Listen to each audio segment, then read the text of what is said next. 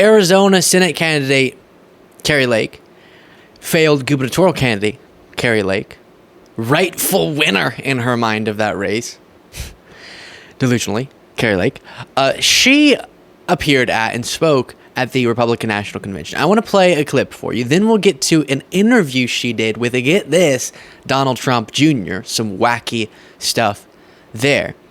But I have to be honest with you all. I told you yesterday, and I'm in a better mood today, so I'm not going to get bogged down again by explaining this all.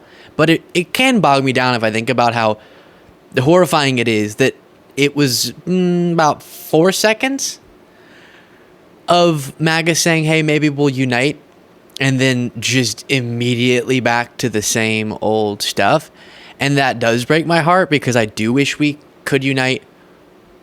But then Kari Lake says the things that you're about to hear here.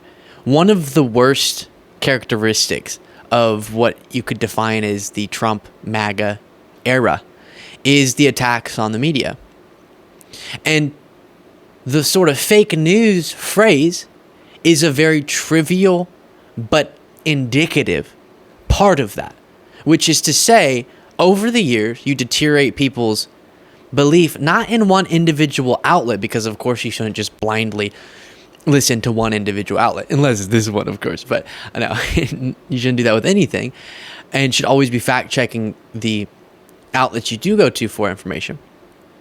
But instead, convincing a movement that any news, however well sourced, however much evidence is brought forward to bolster the claims made in reporting, that any news that is not advantageous for, in this case, the leader of the movement, Trump, or MAGA figures, then is fake news, because then you can sort of detach your movement from any objective reality and then say, oh, so I've already taught you that any intellectuals, those scientific elites, and then any news outlets that say anything negative about us, even if it's a really well-sourced bit of reporting, fake news. All right. Election, fake news. The trials, it's all fake news, etc. And we can just tell you what the truth is, even if we're not going to back it up with much facts. So that's what this is about. And be mindful of people on the left do that too, and pretend like anything negative, even if they couldn't possibly prove it, is just fabricated. But we're seeing it much worse in MAGA right now. And so Kari Lake perpetuates this really horrifying and dangerous notion in her speech. Oh, this is MAGA energy tonight, guys. Love it. Oh, wow. This room, America, I wish you were in this room with us. This is electric. Hello, America. Welcome, everybody who's watching at home. And welcome, everybody in this great arena tonight. We love you all. Actually, wait a minute. I don't mean that. I don't welcome everybody in this meeting, in this room. The guys up in the fake news, frankly,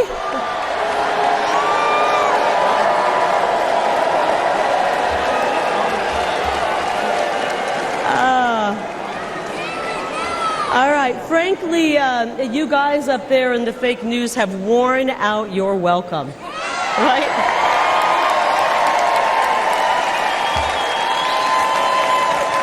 You've worn it out, guys. You have spent the last 8 years lying about President Donald Trump and his amazing patriotic supporters. Actually, guys, they lie about everything. Yeah. And before getting to this Donald Trump Jr. interview with her, she's fond of this sort of attack, very proud of herself for being such a brave truth teller. Anybody I know. And these bastards of the media want to drag him. You're so edgy, Kari. Oh my gosh. Anybody I know. And these bastards of the media want to drag him through the mud.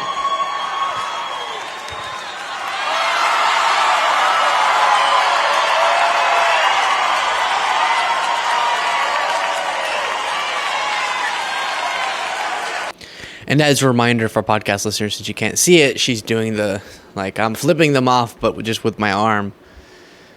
Because I'm such a courageous MAGA person. Ugh. Fox News constantly tells factually inaccurate statements. They lie all over the place, right? Rarely are they depicting reality accurately. But yet and still, you never hear Democrats using that as justification to say any negative reporting about them, any stories that are not advantageous. That's just all fake news. And it started with the news outlets, which you shouldn't blindly trust, but should be able to understand what is factual and what isn't, and what is well-sourced information and what's not. Being able to fact-check reporting, but that skill set's just gone for people buying into this. And it's so sad because then it starts there, and then we saw how they were able to interact with sort of medical professionals' statements and the information they would deliver during the COVID pandemic, and that same feeling toward all news we don't like is fake news then got directed at that. And then you sort of had to have the deterioration in the belief and the value of investing properly in education for similar reasons. And, college is just where you go to be indoctrinated to be liberal, so maybe we should not even care about that. And it goes on and on. It's really unfortunate, and the crowd just absolutely loved it. So her speech didn't get much better from there. We'll jump over to this interview starting here. It's great.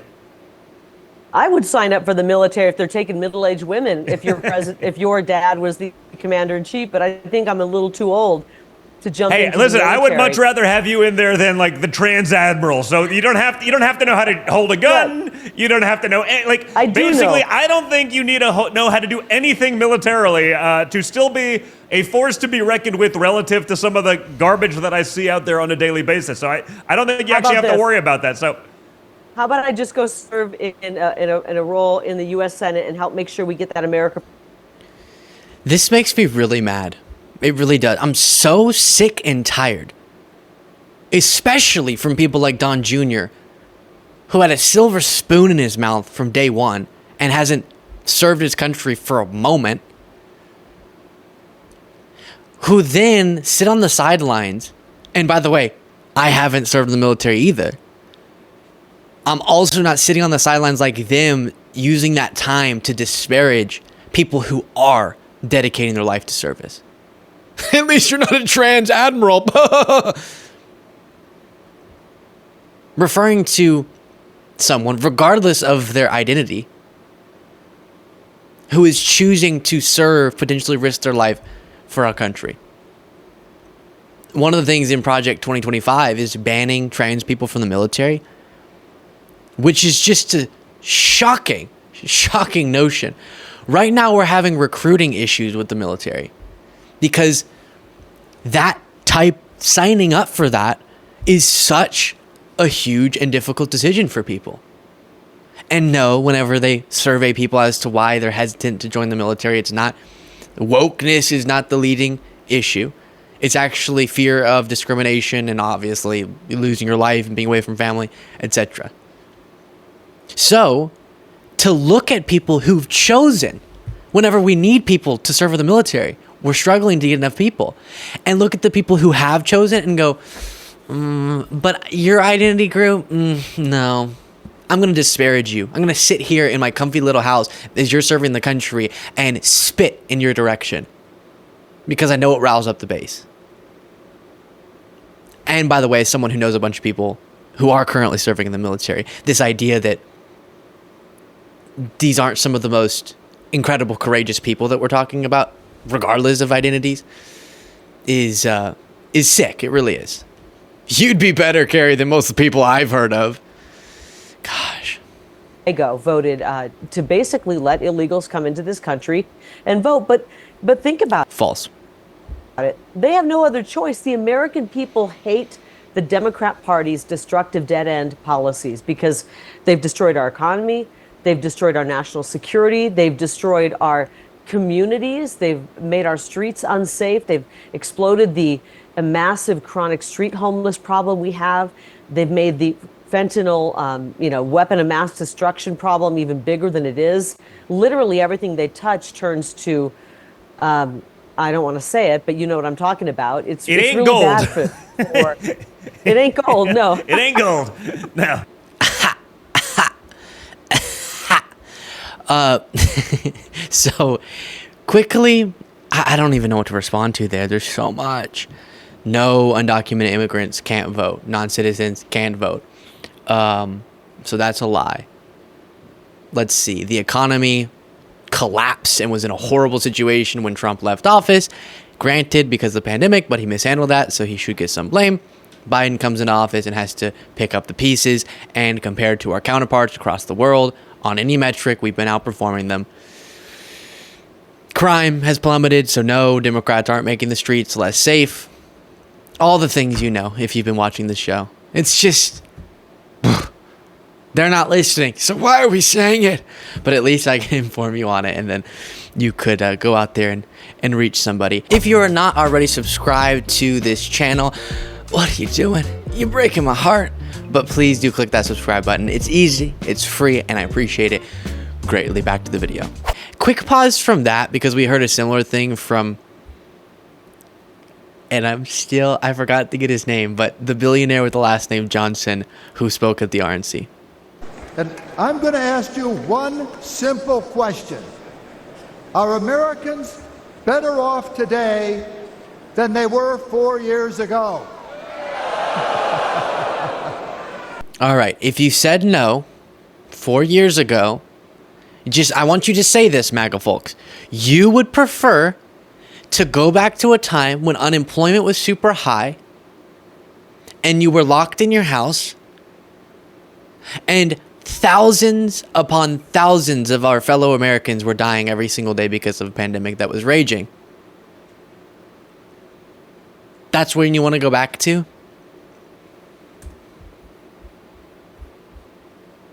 Why is it important to note that? Well, because that very crisis that I'm referring to is the reason for some of the things they then point to as why Biden's economic record isn't as impressive as it is with his perception problems that we're not ignoring. Then you have more. And we need more people like that, patriotic leaders. I can't believe there's one person in the world who could be less popular than Joe Biden, but it could be his vice president. Maybe he picked her because of that. He figured nobody would ever want to replace him because she's so disliked, distrusted, and the people have no faith in her abilities. So to me, if they replace Joe Biden with Kamala Harris, I still think it's a... Donald Trump Jr. is one of those people who looks physically, viscerally uncomfortable when he has to listen to somebody. When he has to not be the one talking, he's like, oh gosh, this is so annoying. Landslide victory for Republicans. But frankly, I believe no matter who they replace him with, no matter who they put in that position, the American people are tired of these dead-end destructive policies of the left. They don't care who it is. You can put a new shiny... Yeah, okay, we'll end it on that screenshot. I can't say anything other than see my past months of coverage as to why that's ridiculous. The Democratic point. Kamala Harris has struggled. That's accurate with her approval rating, but I think if Biden ended up dropping off the ticket, which seems like as of now he's not intending on doing, but Adam Schiff just came out and said that he should, so I guess it's still sort of up in the air if someone that prominent is saying it, but even if Kamala Harris were the nominee, I think there's a lot of ground that could be made up, because right now she's been vice president, not getting the platform and the attention to really combat some of the right-wing stuff, and she would hopefully work a lot on making sure her PR is as effective as possible if she were the nominee. So I'd be semi-confident in the ability for her to make some ground, and polling has revealed that she beats Trump in some of these hypothetical matchups. But so what does that say about Trump if Kari Lake says Kamala Harris is even more unpopular than anyone? While they are dire and horrible, and we don't have to have these problems, Joe Biden created all of them, and my opponent, Ruben Gallego, rubber stamped it all. We can solve these problems. We saw how. Yeah. America First policies, boom. The border is easily fixed. We can do that immediately. Trump said there was a crisis while he was president. Boom. We can bring back the energy sector and bring down gas prices. And record energy production under President Biden, and gas prices currently are compared to wages in 2019. Wait, how do I say this properly?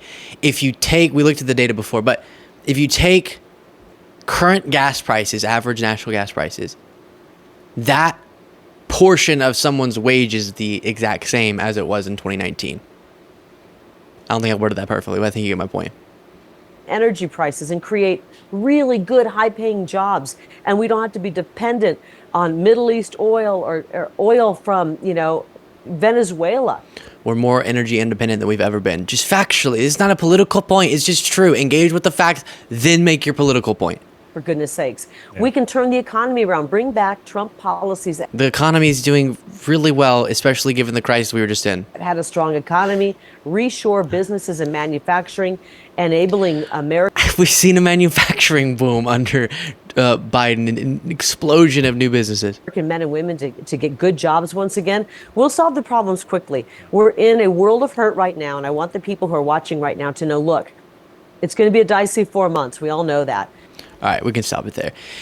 It's not that there aren't real problems, but I can tell you the handling we've seen over the last few years from those in power has been much better than what we would have seen from Trump, as shown by how he handled the set of circumstances he was faced with, and then once it transitioned over into the Biden administration, Democrats, how they were able to handle it, the difference in how we were comparing to other countries in our handling of and response to these worldwide conditions.